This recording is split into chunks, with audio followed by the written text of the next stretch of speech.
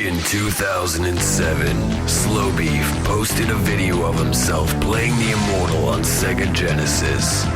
Let's Play was born, and Retsupurae soon followed. After years of commentating on the likes of Billy MC and Deceased Crab, what was to be next for Slowbeef and Diabetus? A podcast. What? Still gonna make videos, right? This is Retsutalk.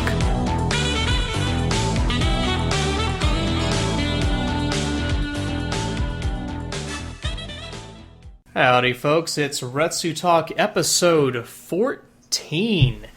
And keeping with our tradition of welcoming in foreigners to the calming land of talking about video games, we have Psychedelic Eyeball here with us today. Bonjour. Yeah, or as the English say, bonjour. Either way. And Who the hell are you? I'm face guy, walker, I don't know. Oh, okay. What are you doing in your Let's Play? Some stranger who has not been here in a while. You're back, man. I am. I've returned to America. Oh, wait, I thought that you were gone forever. I thought you were gone into another planet. I flew to another country, but I actually 3 other countries, and I managed to come back, so... I will just like to say, my traveled countries are now in the double digits. I am at exactly 10. So, I am more traveled than Diabetus ever will be, basically. I've been to Canada, England, Costa Rica. Is that a country? And PAX. Well, definitely. 5. Which, it may as well be a 4. Yeah, basically a land full of nerds is pretty much an entire planet of its own. It really is. Which I think we've talked about before, but yeah. Do airports count? No. Okay. Yeah, well, not really. Okay, I've been to America, Canada, Mexico, Panama, Haiti, Jamaica, Peru. No, I haven't. America, Canada, Mexico, Germany, Austria, Switzerland, Japan, where I stayed for about 20 years of my life, and then Thailand, Burma, and Laos. And can you name all 50 states and their capitals? You know, thanks to the TV show Animaniacs, I think I might be able to. Good. And to say that television is never interactive or entertaining or educative. Animaniacs is pretty much the only thing I ever watched, so yeah. Essentially, this is everything that you need to know in life. You pretty much need to know how to be a successful mouse who whacks other thing in the face and who pretty much run away from a security cop. Were they mice? I never figured that out. I don't think the show did either, but... Yeah, I don't really think so. After all, I only watched like a couple episodes of this, and the only thing that I can remember of this was like a mouse who was singing some kind of opera song by burping constantly. That was... Oh, you know, I know something about that. That was Wacko Warner who did the burping song, but he had the same voice actor as the guy who played the Brain from Pinky and the Brain. Oh, that was that same guy? That was... I didn't know that either. Or to be fair, the burping song he did was the same voice actor. I don't know that Wacko was the same one, but I actually just learned that today. You ever like watch a movie and decide to just look at IMDb afterwards? My wife is obsessed with the movie Elf, and on IMDb there's apparently a scene, I didn't remember this, where like Buddy the Elf burps for like a long time. And that was the same voice actor who did The Brain, and also when Wacko, like, apparently burped the alphabet or something. I kind of forget. But, that was the same guy. Yeah, so essentially he's pretty much a Nair actor who pretty much specializes into burping noises. That's it, yeah. Orson Welles impersonations and burping, and that's all that he does. Well, that's pretty much all that you need to get through in life. That's what I base my Let's Plays on, basically. Yeah, you're gonna have to do this until your next videos. That's all I did for Dead to Rights, and then Diabetes would comment on it very so often, so. Mostly burping. Yeah. Mm-hmm. Am I actually an horrible human being for never having watched Dead to Rights yet? You know, you're not a horrible human being. You're a very smart one. I have to say, I really am happy with how Dead to Rights came out, though. You know, like, not to, like, pat myself on the back, but I really carried that. No, no, Yeah, go away, Diabetes, you jerk. That was one of the ones, though, I'm like, yeah, I think that came out well. You know what I mean? Like, sometimes, like, after you do the Let's Play, you're kind of like, whatever, you know? Like, Metroid Prime Echoes could have gone a lot better, but I think Tetrarats came out alright. But Corruption was perfect because of me. Yeah, something like that. Anyway. Duh. So, what shall we talk about? You are going to ban Psychedelic Eyeball for not watching the Dead to Rights thing, right? Yeah, that might happen. I might ban you instead. I figured that was kind of an automatic thing. So I come back and you've apparently started a Super Mario Galaxy LP, huh? I had more fun on your honeymoon than you did. I don't know about that. We had Galaxy 2 in Thai. How do you say Wahoo in Thailand language? I learned how to say something else in Thai language. Can I tell you a funny story about that? Please. One of the things I learned how to say was "mayao," which apparently means I don't want this. So, So you said that to your wife a lot? we were supposed to... After you threw the wedding ring into the gutter. "Mayao, mayao!" Well, you combine it with "kabkun," which is thank you, and then you end it, if you're a man, with crap. So you say, like, "kabkun krap" for, like, thank you. And if you say, like, I don't want this thank you, you say, you know, "mayao kabkun krap," right? This is the extent of my knowledge of the Thai language, basically. But at any rate, the reason I bring it up is one night we were going to go see a Thai kickboxing match in Chiang Mai, and my wife was... it's funny to say that now. My wife was really tired. She wanted to go to bed. So me and like 3 other guys from our tour group decided to go to this kickboxing match, right? So at one point, I went to the bathroom, and I go to the urinal, and there's a bunch of people who work there in the bathroom. So, not to get graphic, but I unzip, and I'm there at the urinal, and all of a sudden 2 of the guys working there started giving me a back rub. Holy shit.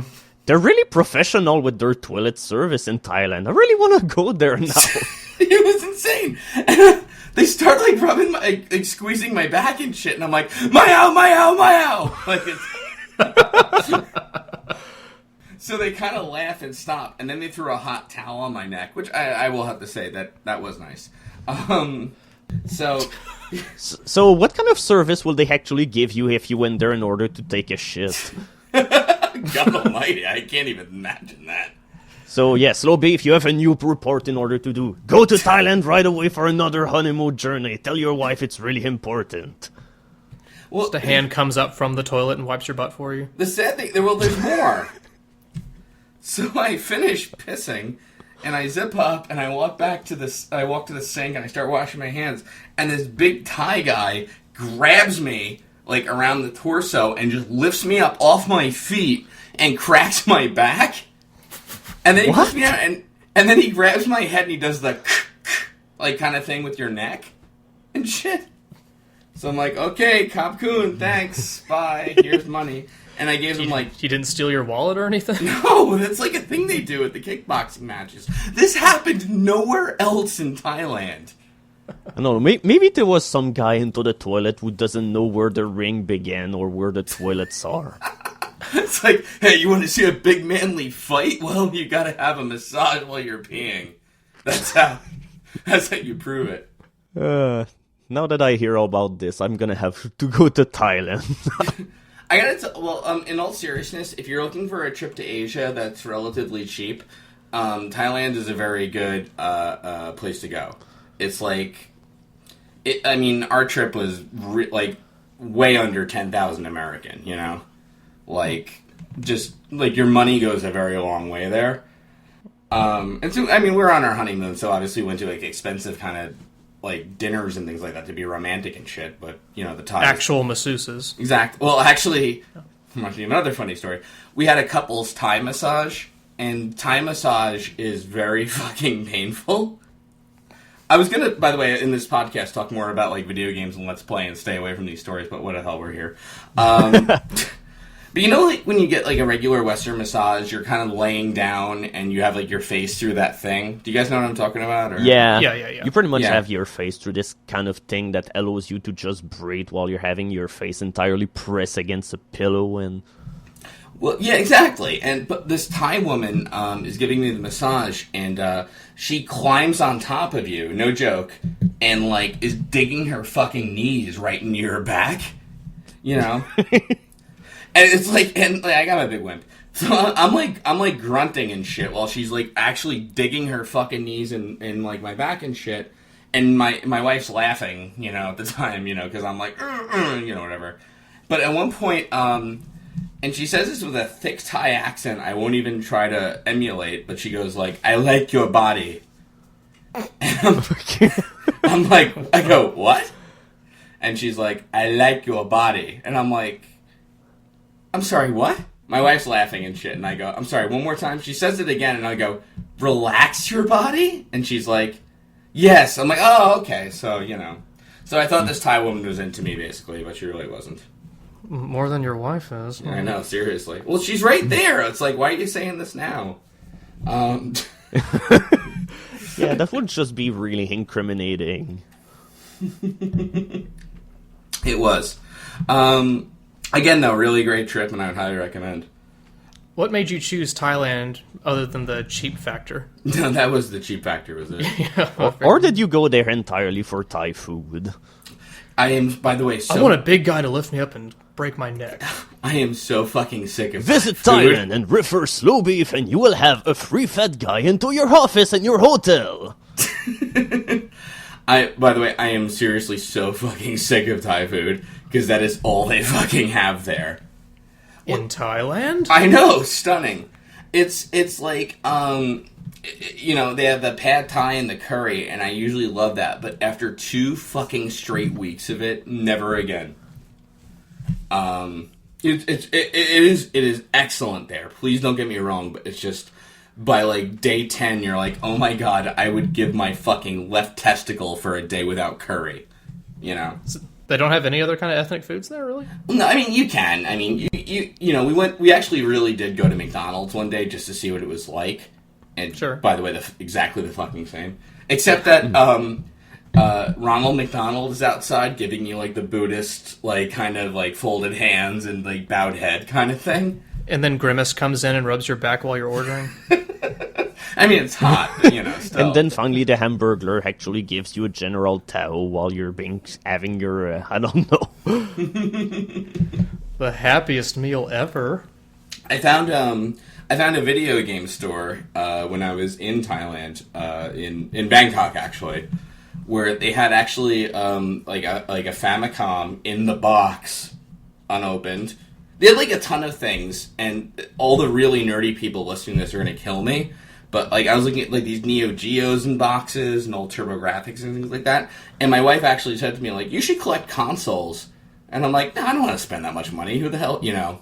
And then as I was leaving, I was thinking like, "Wow, you know, when I mentioned this on the podcast, there's probably like 8 people out there like I'm gonna kill him for saying no." How dare you! You're gonna be going for that Neo Geo! You did a helping, you didn't even have one! What kind of collectioner are you? Blah blah blah blah blah blah blah blah! Well, you can imagine there's like that one guy out there who's like, you know, I want to spend $800 on the Neo Geo CD and my wife just wouldn't let me, and then Slowbeef totally passes up that fucking opportunity. What an idiot, you know, but... And thanks to us, tourism in Thailand will increase 800% after this podcast is posted. What the fuck? Well, I mean, what am I going to do with a fucking Neo Geo Pocket? I mean, I'm sorry, you know. Make a Let's Play? There is that. You lazy piece of shit? Yeah, you could finally record live footage of Red Alert or whatever that game that you first did a long retsupurae of. Last alert. Last Alert, yeah. Oh, Last Alert, oh yeah. The reason I wanted to, by the way, I was really interested in that game to play for real when I was younger because Bloody Wolf was this game I loved for the TurboGrafx when I was younger. It was just kind of like crazy excellent. Not really excellent. It was a fun game, you know. It was like kind of top-down Contra. Sort of like Ikari Warrior style, if anybody remembers it. You and Contra, man. I like Contra. What do you want? I don't know. Spread gun, it's fun. What can you do? Besides, you know, play a better game. Anyway, Sorry, what were we talking about? Anything else exciting happened on your honeymoon? Yes. I got to go to Burma. And it's something they didn't list on the tour. And according to our tour guide, basically he's like, we can't list this on the tour because with the political situation in Burma, we're not sure whether or not you can go. But Burma is actually like a for real deal third world country, more or less. Yeah. Yeah. It's really known as Myanmar. And that's the real name of it. And the British called it Burma, basically. I would say it was maybe the highlight of my trip in a way because it was like the farthest from home I've ever felt in my life, you know? Like, they have these like crazy sort of, they have these like crazy, like you walk through like the villages and shit like that, and they have like these markets that you would never fucking buy from and things like that. And it was a really authentic experience. Now, on the other hand, Laos, which we went to also, Laos, basically our tour guide was like, this is complete bullshit if you go. And they set it up entirely for tourists. It's not like Burma, you know? Well, Laos is a goddamn hellhole. And if that's what they set up for tourists, I never want to go in my fucking life. Happy honeymoon! I know, right? But, I mean, I feel bad saying this. I've heard Laos is actually cool if you go as, like, a real trip. But the thing they set up for the tourists that you don't need the visas to go and all that, oh my god. It's like dirt roads you walk on, they sell you knockoff purses, and there's, like just animals walking around, like wild dogs and cats and shit, you know? And, like, I felt bad. There was this guy, we bought him food who had, like, brain damage just sitting there in the middle of the path holding a pack of cigarettes, and something was really wrong with him, and it's like, holy shit, this is what you made for tourists? Like, this is your best foot forward? Ouch. Yeah, it was like, oh man, this is awful. Jesus Christ. So I bought a lot of knockoff purses. But, no, I'm kidding. But, one thing they did have there, they had whiskey, and you know how they infuse whiskey with things? Do I? They had whiskey infused with ginseng. They had whiskey infused with a fucking snake. Like a poisonous snake. And they had whiskey infused with tiger penis. So I'm not going to tell you what I chose, but I have had an erection for 2 weeks. It is incredible. This erection. Bigger than I've ever had. Now, I had snake whiskey, and I bought some to bring home, and it was fucking disgusting. Oh, boy. Yeah, I would Give not... it to me at PAX, I'll drink it. Oh, I would not... I don't know. I would not recommend... I would recommend Laos if you're going there as a real trip. I've actually heard if you go outside those areas and you get the visa, it's very nice if you go to, like, Vientiane and things like that. But the tourist section... Wow, yeah. I don't know. Yeah, but why exactly will the tourist section be all that awful when just going there as a regular trip and all of this will make the entire going like this? I mean, is this really the kind of image that you want to broadcast to, like, every single person out there who kind of want to visit your town or country or anything? That's the weird thing about it, right? I mean, it sounds kind of like the South. It's exactly like the South. I mean, why would you ever want to go? I mean, you probably just saw a whole bunch of diabetes there. My God. Well, that brain damage guy, maybe, but... I felt so bad for him. Welcome to Laos, y'all. It's like, can you, like, lift him up and put him somewhere, like, in a chair at least? God. I'm gonna present y'all your mascot, the brain damaged cow. Psychedelic Eyeball is from Laos originally. Shh! You are not supposed to say that! Make all of episode 14 this, like, how was Laos? Lousy. And then just end it and put the pin me music there. Just play the beginning theme and the end theme. Back to that. I mean, it was still, I mean, it was a really great trip. I would still recommend very highly going to Thailand. Great. Well, Slowbeef, let's talk about the true highlight of your honeymoon, and that is playing Virtue's Last Reward. I did finish that game, finally.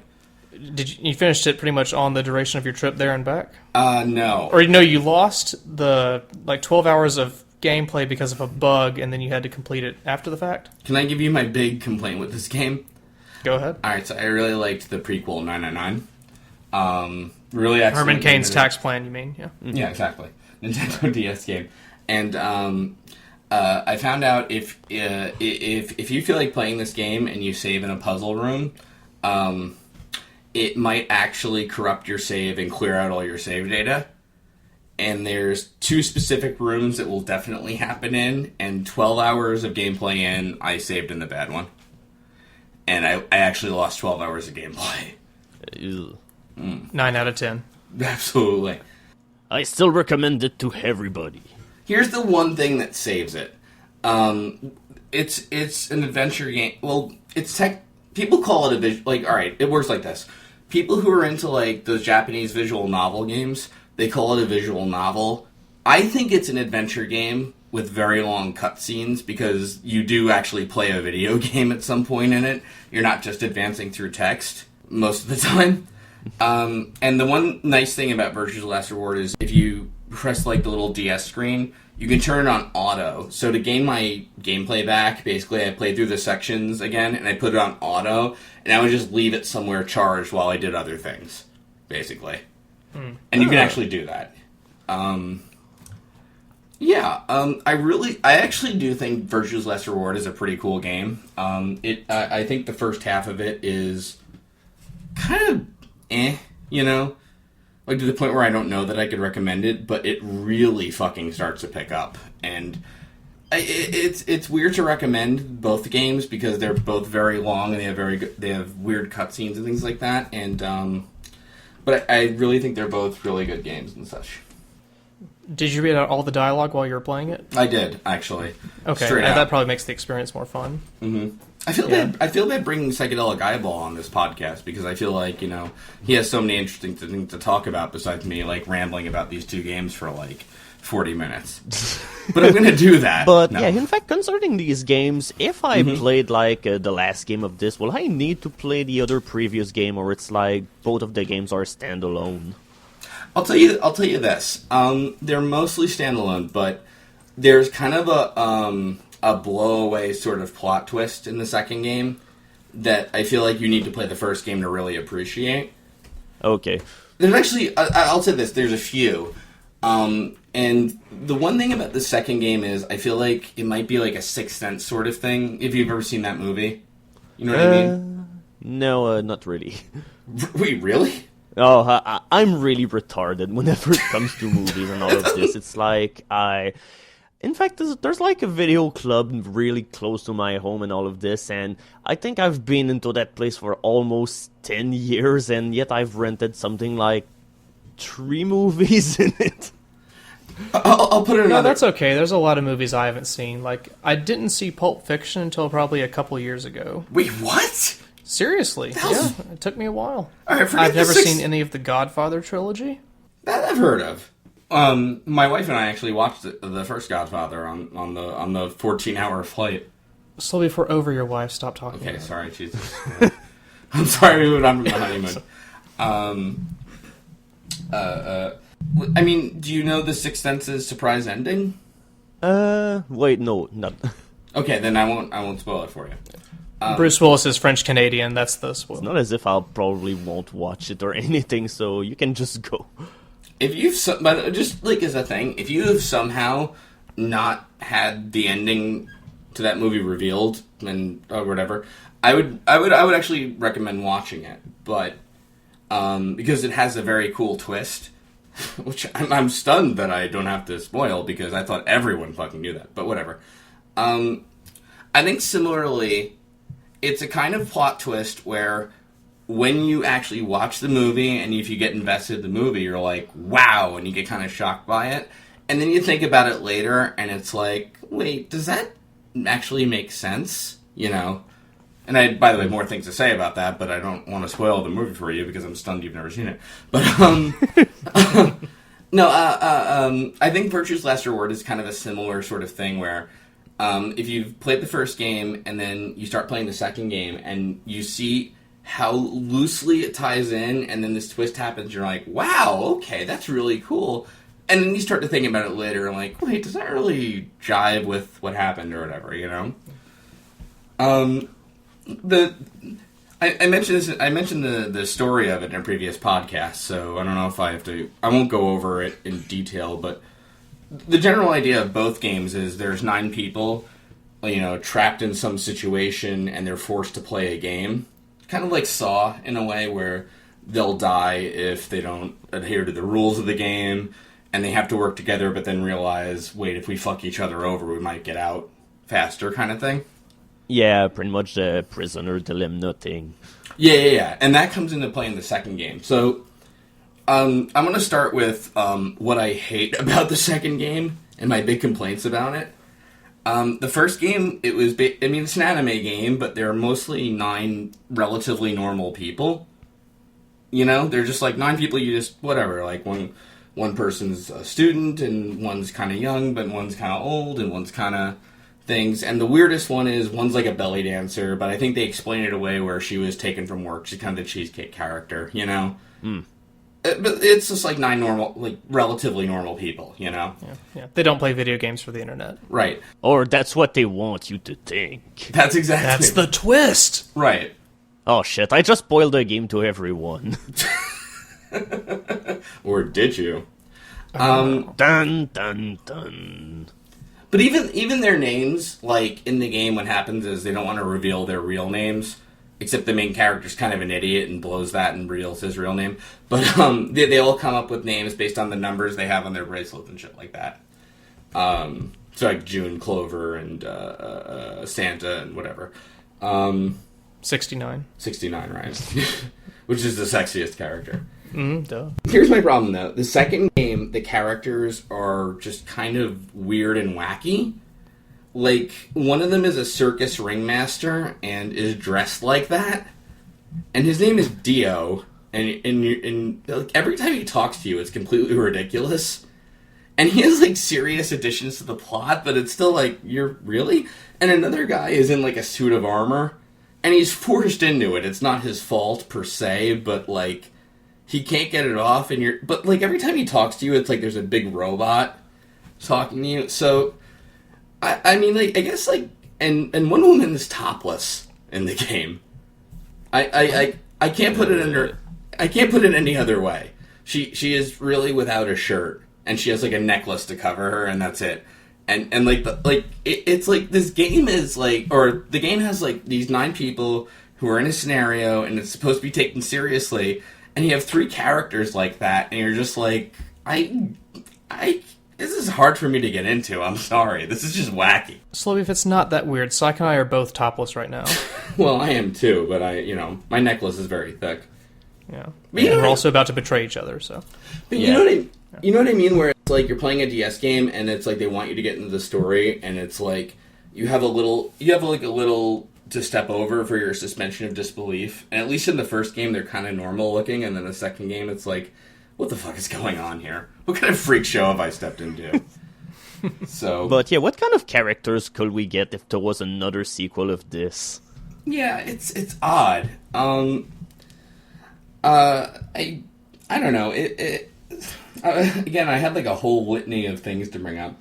The one thing I will say is, if you can get past that and a couple of other things, it actually gets pretty interesting. And one of the interesting things is, so a complaint of the first game is that you had to get the multiple endings in it to understand the story. Right. And yep. that means you have to replay it so often. And the first game was smart because they gave you like a thing you could fast forward through dialogue you'd already seen. But when it came to puzzles you had to solve, and the adventure game part of it, you actually had to solve these puzzles, and there was no way to fast forward through that, which got annoying.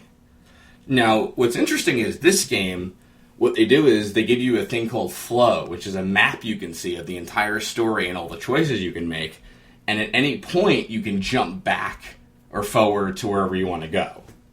I mean, provided you've already been there. Now, and the really cool part of it is they write it into the story, which gets really fucking interesting. They write in the fact that you can change the choices you've made along the way? Yeah. Or are there choices? Well, alright, well, I guess if you're interested in the game, you want to play it straight through, maybe jump ahead 5 minutes or something, I don't know. But I'll put it this way, right? So, the way the game works is before you have to do the prisoner's dilemma part of the game, you have 3 doors you can go through. And the way these doors work is you're with another person you have to be with, and you can pair up, or triple up, I guess, the third person could be one of the other characters from the game. You get to choose from 3 of the 9, right?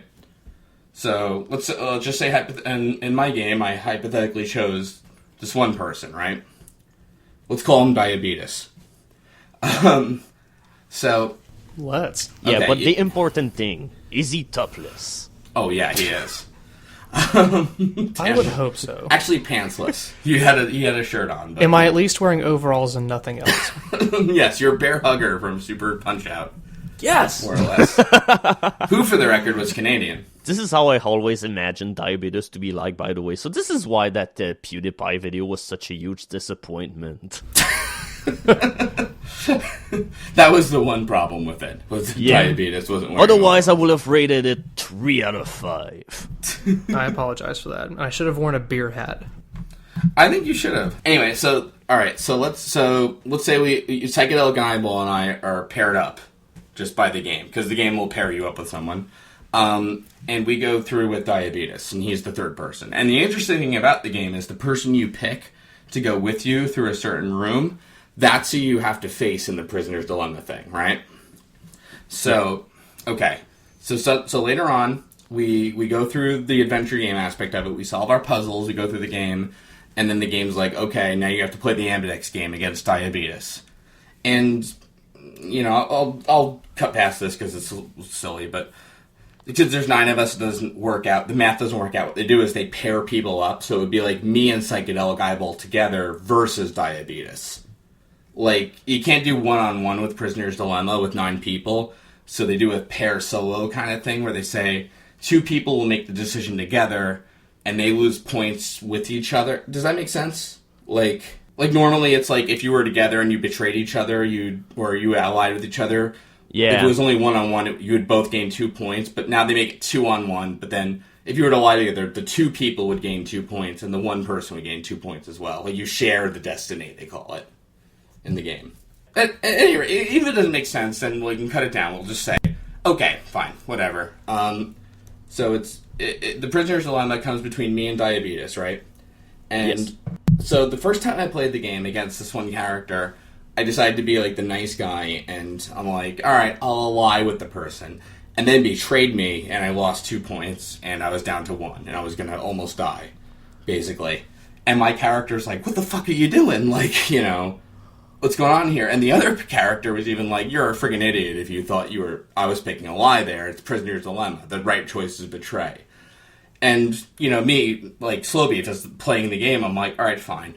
I'm going to play through that was a stupid decision, but I'll play through the game and whatever. So I played through the plot as long as it would let me. But then at one point, I'm like, you know what? Now that I got the flow system, I can go back in time and, you know, make the other decision. I decided, like, this time, well, I know this character's going to betray me, so I'm going to go back in time, and this time, since Diabetes betrayed me, this time I'm going to betray him, and that way I'm okay. And when I went back and made that decision again, this time he allied with me, and I ended up fucking him over. And the really kind of cool aspect was, your character in the game goes, wait a minute, the last time we did that, I betrayed you. And all the other characters like, wait, what are you talking, or I got betrayed. And the other character's like, wait, what are you talking about the last time? And he's like, I don't know. It's like, it's not a fourth wall thing, they work it in. So, like, your character has this sort of notion of what's going on in other pathways. I don't want to go farther with it, but it gets really cool, basically. So your character has knowledge of parallel universes, essentially? I don't want to, like, spoil it or anything, but it's something like that. Not quite. And it goes even... Well, the notion you bring up, the game goes even farther with. It's like, the game even, like, kind of keeps track of what choices you've made when, and when you jump back. It's like, it's very heady, and I have to admit to being very impressed by it. Which is the point where, like, I don't even know how the hell I would write something like this, you know? All right. Well, after that explanation, I think you need to keep in mind Psychedelic Eyeball is playing a game where you fuck around with a puddle of water. I saw that.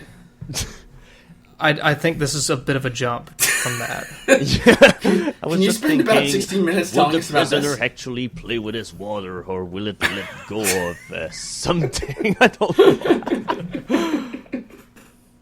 But yeah, essentially, this is pretty much just a game that I found out really some time ago. I mean, I was interested about this game whenever I saw like a quick look of this game on the site giantbomb.com, where they just play a whole lot of games for a couple of time, and they pretty much just show, okay, I think this game is all right and all of this. And when I saw this game, I thought, holy shit, that game looks really cool. I mean, you're guiding water around and you're having all sort of crazy obstacles to go through. And whenever I actually saw this pop up on Good Old Games, and I basically knew about this only because I was subscribed to their newsletter, because, well, the marketing and pretty much the way in order to spread word for this game has been absolutely atrocious. As in, when I bought the PC version of this, like a full month later, on the website of the developer, there was not even any mention that there was a PC version out. It was like, the last news article was like in June, and it said, hey, there's a Vita version out. That seems like it'd be a very difficult game to market, like, oh no, this guy spilt some coffee. You, the hero, will make it okay. Yeah, that's pretty much the one thing which is really weird. I mean, the way that the game starts, unfortunately, it's really not the most exciting thing, and it pretty much was my first concern when I started a Let's Play of it, because, honestly, the first few parts of the game are like, yeah, that's nice, but it's pretty much boring whenever you see the other things that you see ahead, because later on the game do get pretty messed up. I have to say, like, I can't remember exactly when you posted it. I think it was after my honeymoon, but, like, before other stuff. And I watched a little of it, and it seemed like a really cool game. It's just very fucking hard to play. Yeah, it is. Despite the fact that the only controls are manipulating the screen.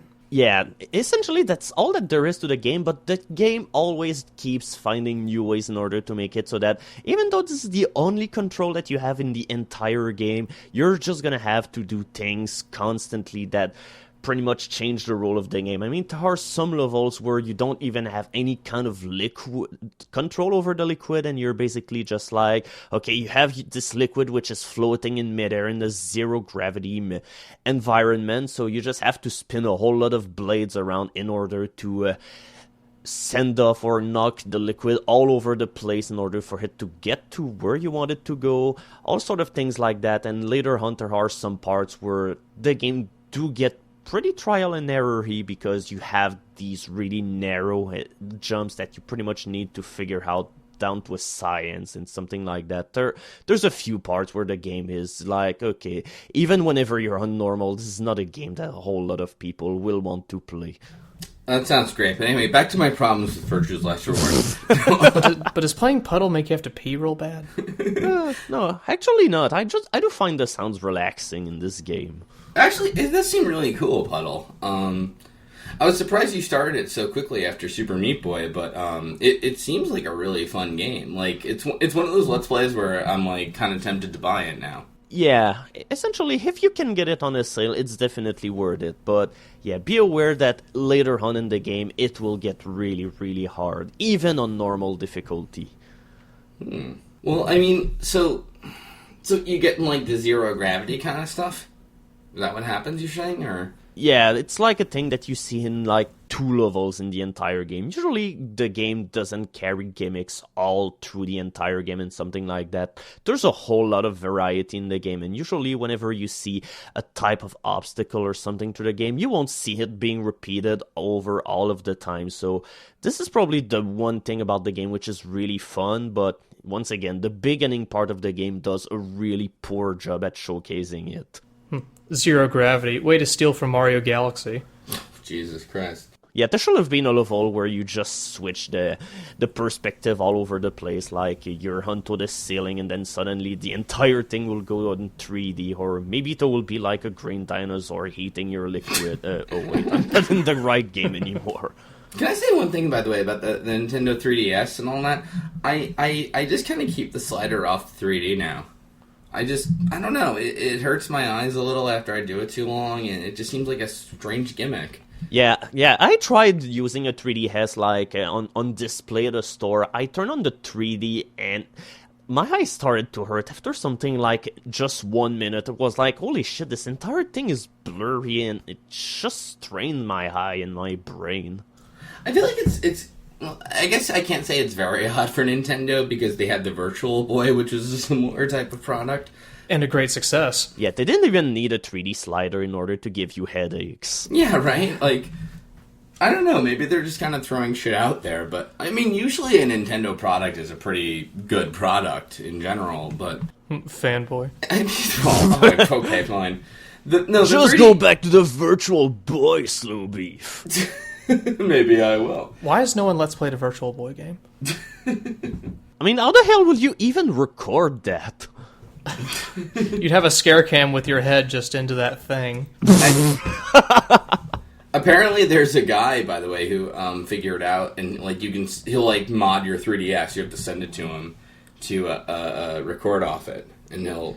Is he a Nigerian prince? Yes, he is. Actually, do they have princes in Nigeria? Is that how that works?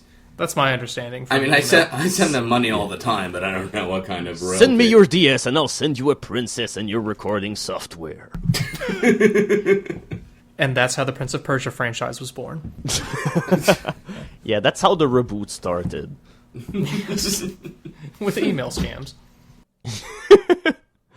Will the prince manage to find someone gullible enough? But seriously, the guy expects you to just send him your 3DS? Yeah. I mean, like, you know, who the hell needs, you know, to record their 3DS besides, you know, the three of us? But, Need to.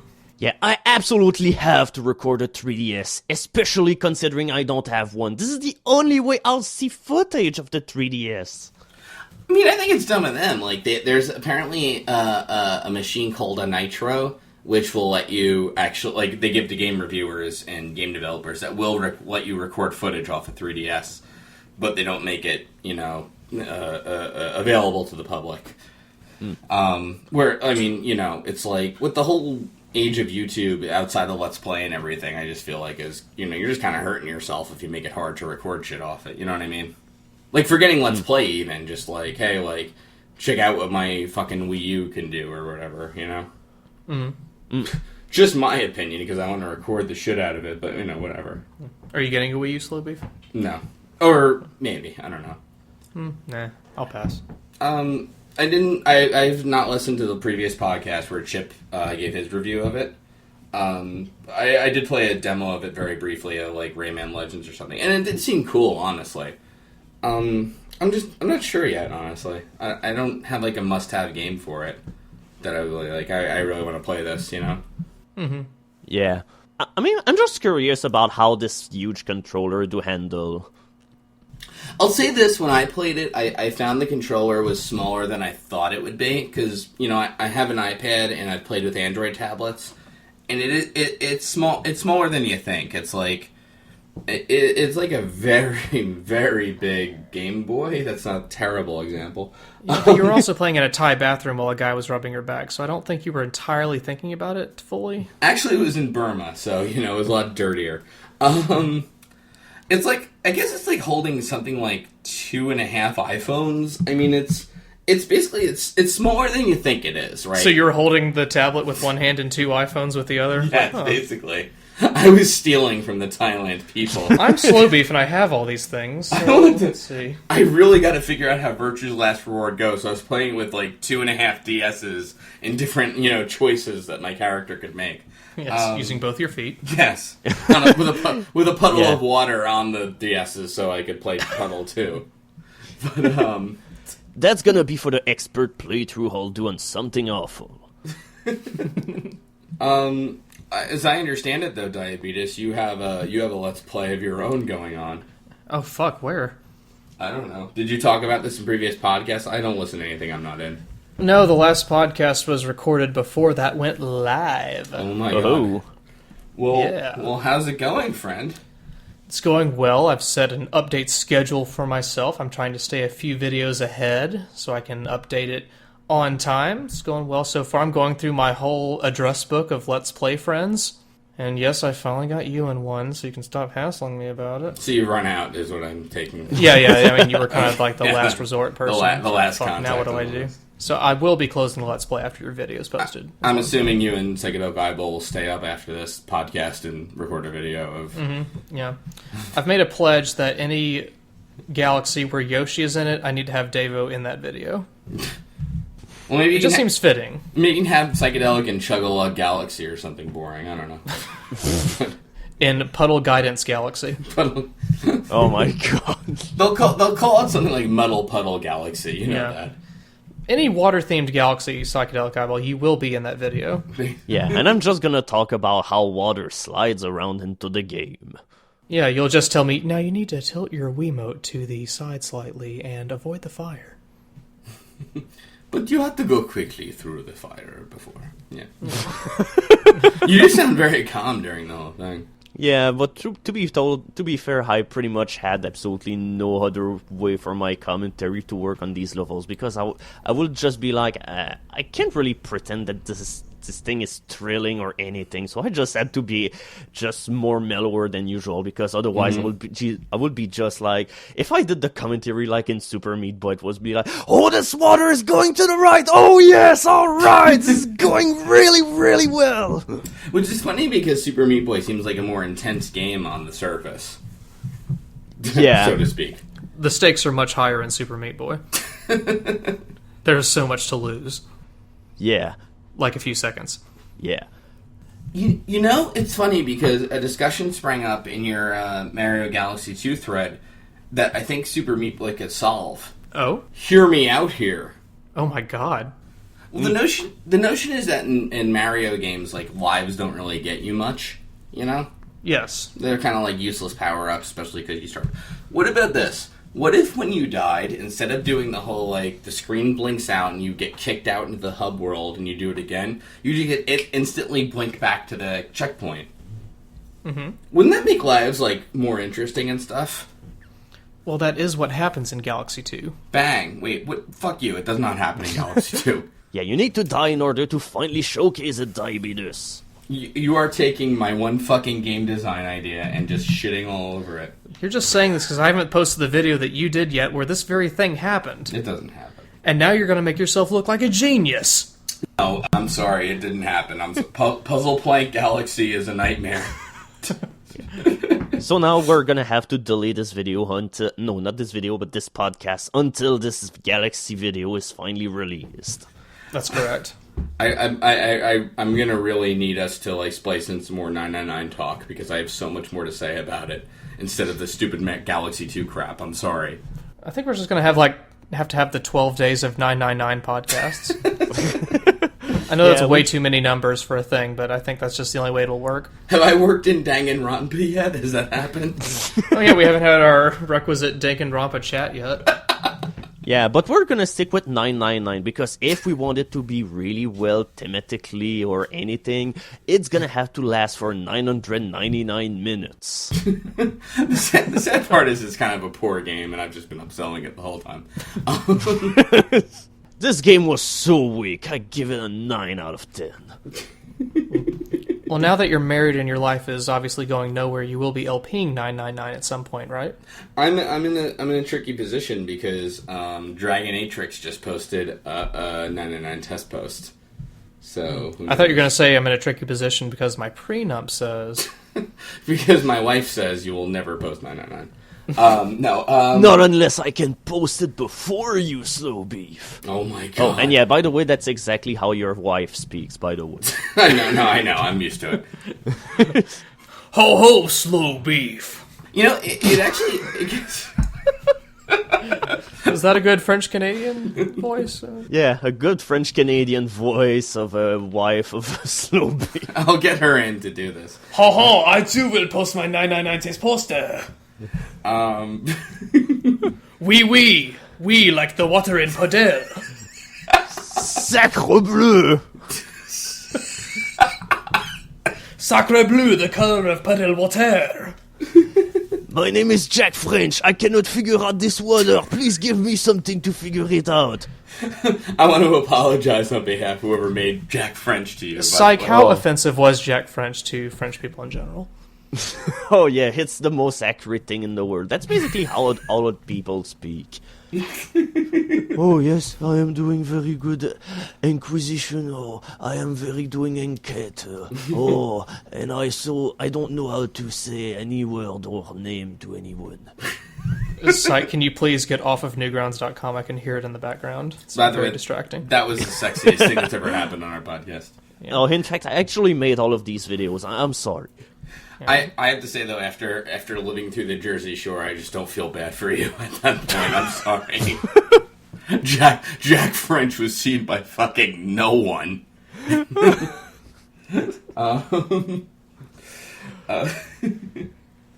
But it's funny because the 999 Let's Play thing kind of brought up an interesting thing where it's like it's weird where you want to do like you ever see like someone do a Let's Play and you don't like the way they're doing it in a way. Oh yeah. Mm-hmm. So this guy named Lufia, and I don't want to like shit on him too much, but he did this 999 Let's Play that I absolutely hated. And because I'd made it known I wanted to do one, I felt weird saying anything, but God, I fucking hated his Let's Play. Why did you hate it? Because it's not... Okay, there's like this thing you have to do with like a game where you have to figure out, do I want to make fun of it? Like, what do I want the audience to feel about it? Because it's like, if you were saying, like, you could do a thing with the puddle game, for example, right? Yeah. Where you could be like, this game is such fucking shit, you're moving all the liquid, it's stupid, and make fun of it the whole time. Make a scare cam and scream the whole time. I guess, yeah. Oh yeah, that's right. I need to go back to the drawing board. Yeah, basically, right?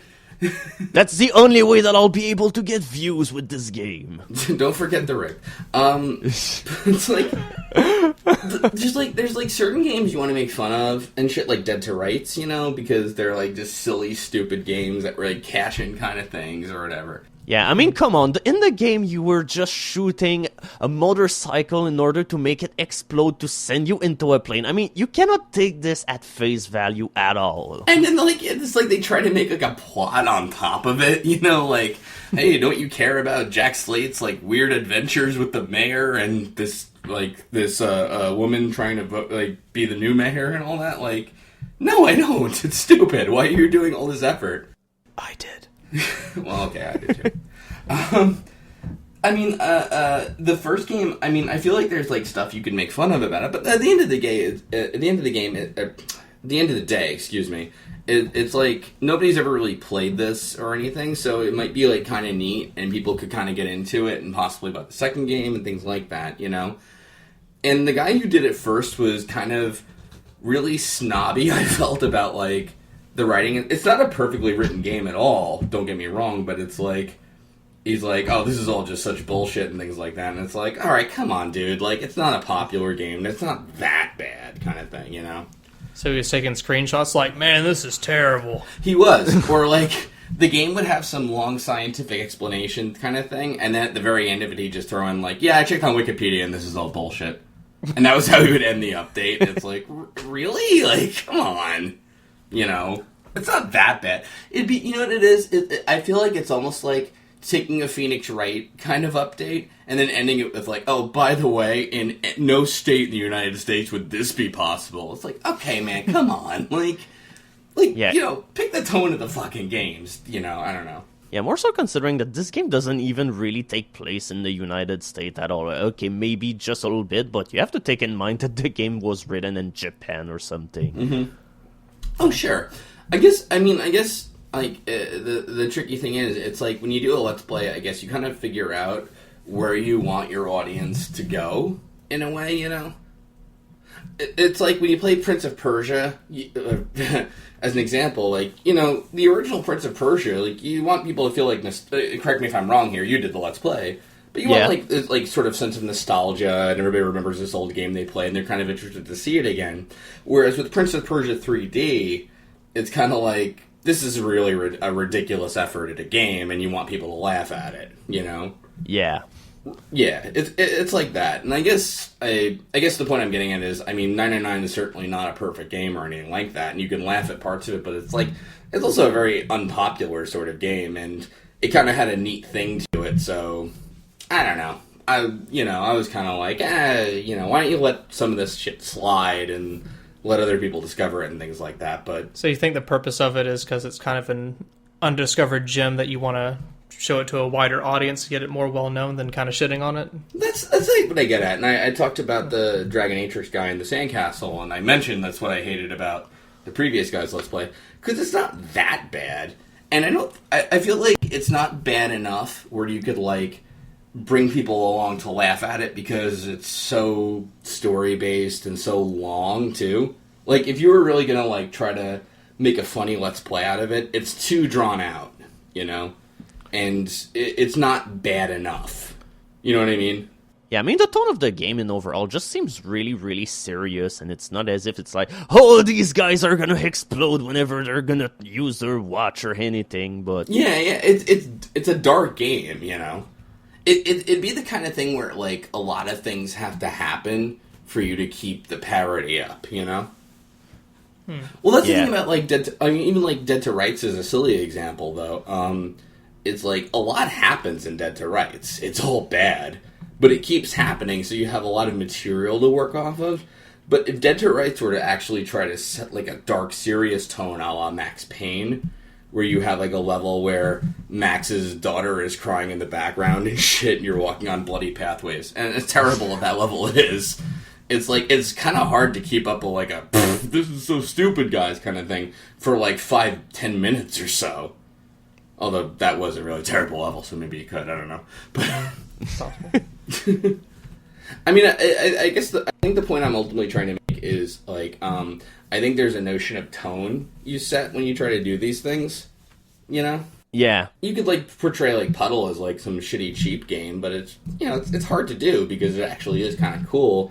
Yeah, but then again, a whole lot of people did actually refer to it as some kind of fluidity ripoff or something like that, or a clone or anything. In fact, a whole lot of people did really dismiss the game because, well, to be fair, like I said, the beginning of the game is kind of bad and all of this, but yeah, essentially it's just like, in order to make yourself a real idea about this game, you do have to see a little bit more of the game, but it's still a pretty hard game to categorize or anything because even the game itself at times cannot seem to make up its mind at all.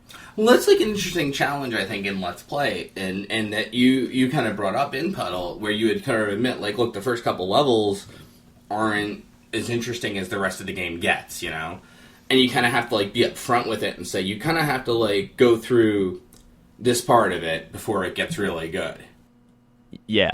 You know, because, and that's, like, a weird thing you have to do when you're trying to, like, entertain people or show them a cool video game and such, you know what I mean?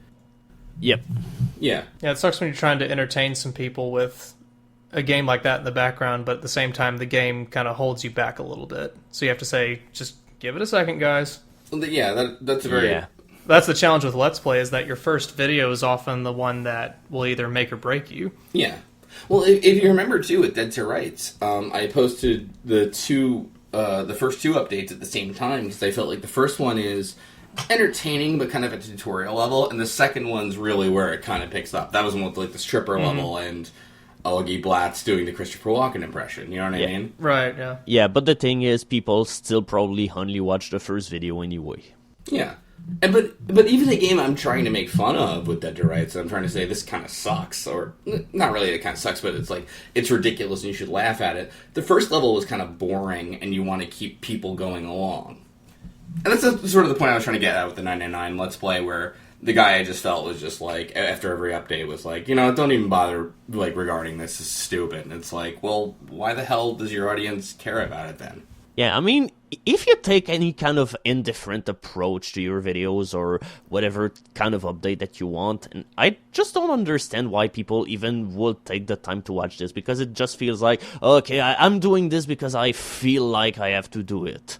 That's the thing, yeah. At this point, you're almost like all of these people on YouTube who are YouTube partners and who keep doing Let's Plays of game that they really don't care about because they just want to get money. No, absolutely. That's absolutely it. You know, you can tell with, like, the people like you know, your PewDiePies and Toby Games who just play fucking Happy Wheels and don't do anything with it, and, like, spend minutes in their video actually trying to connect to the server. And you can watch, they do this. Because, yeah, it's like people just watch them and give them money by watching. It's true though, you can. Like, even out of everything else, like, even that Toby Games guy is just like, I can't connect to the server. I'm just gonna click retry. Oh, why would you like Happy Meals? He does this for like fucking like 2-3 minutes on. It's like ridiculous, but You've been doing more research than on. Yeah. I've been doing a lot of research. Slowbeef is getting the scoop on all of these YouTube celebrities. More on Retsutalk. We've gotten requests to do the Game Grumps and Toby Games and one other guy, a Dark Side Phil. I can't think of, but You're the TMZ of Let's Play. I guess so. Yeah, basically. A scandal! This PewDiePie kid is talking about rape. That's all he talks about. Now he's saying he won't. Filled with 11. No, I mean, you know, not one of the. We don't do shit just to like do them or whatever. But yeah, you get the requests enough times, and then like you kind of get interested in who the person is. But you know, Yeah, sure. So there's that. Covered a lot of ground. I guess we did. We're an hour in. I had a million more things to say about Virtue's Last Reward. Now I don't get to, so. Fine, Well, this was your only chance. I know. This is it. Because by then, everyone else will forget about it. Now you'll have to sneak in your thoughts on Virtue's Last Reward during future retsupuraes we do. I bet. Oh, that scare cam sucks. Anyway, this part of the 999 was really good. That's pretty much just a kind of new advertising campaign that we'll see in Let's Plays from now on. Good stuff. Did we cover it all, gentlemen? I think so. I think as long as episode 15 is all about Virtue's Last Reward, we're fine. Absolutely, yeah. Absolutely. As long as you put that together and don't involve me in it, yeah. Absolutely. It'll be good as long as people who watch the next episode of Retsutalk will all explode if they don't watch the podcast in its fullest. Do you guys have do we have any plugs? I'm Let's Playing Mario Galaxy 2 on the somethingawful.com Let Us Play forum. Soon to be cast. Shit. That was the only thing that was important. It's all I have left. That game is fun as fuck, though. It is, actually. Yeah, it really looks fun. I even considered getting a Wii just in order to get that game. Now you don't have to, thanks to me, Diabetus. Thank you, Diabetus. You saved me $160. It's the last reason you had to buy a Wii completely erased. Finally. Well, to be fair, I had other reasons to buy a Wii, but I'm just not sure yet. And besides, I'm not entirely sure I have the money for it yet, so it's pretty much why it's on the back burner. Well, after this puddle Let's Play takes off... Yes. Is that your plug, Psychedelic Eyeball? Yeah, pretty much. I'm doing a Let's Play of a game that involves guiding water around, and it's kinda neat, but it's pretty slow going. But if you like it, power to you. And you and I both participate in the racing thread. Oh yeah, there's also a racing thread which is about to take place. It's not gonna happen right now. Right now we just finished a race of Super Meat Boy. We all went through all of this. We even had a marathon episode where pretty much the entire game broke for everyone, and that's pretty much just the best way to send the entire thing off. But yeah, there's also other videos of other games, like for instance the Mega Man games. There even was a race of A Link to the Past, many other weird and crazy games. It's all good fun. Sounds like it. Slowbeef, anything to plug besides Virtue's Last Reward and Thailand? If Dragonatrix doesn't beat me to the thread, I think I will be doing a 999 test post. But if he does, I kind of have something else in the pipe, which might be interesting, but I don't want to spoil right away.